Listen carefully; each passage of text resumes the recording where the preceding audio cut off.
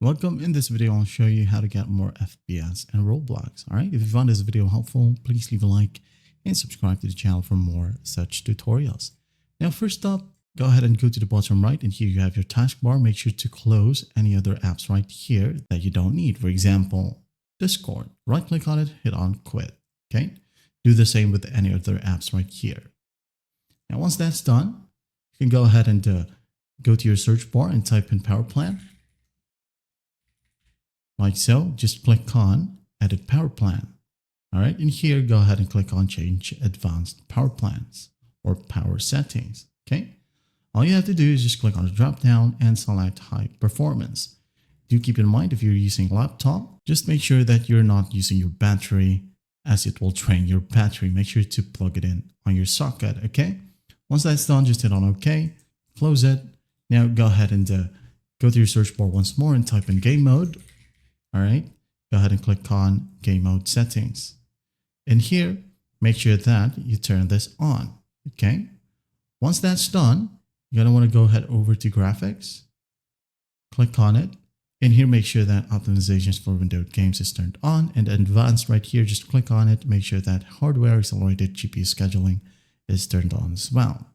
Now in here, scroll down and find Roblox. All right, we have Roblox Studio, and Roblox is missing. So just go ahead and click on add desktop app. Now, if you don't know where it's installed, locate the Roblox player on your desktop, right click and click on open file location, right?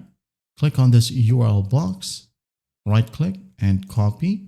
Now go back to the settings, add desktop app, go to the URL box, right click and paste, all right? Hit on search. There you go. Just go ahead and click on Roblox Player Beta.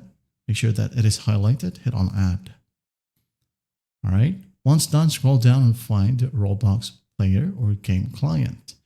Click on the drop down and make sure that you click on this drop down once more and select high performance, and then close this one.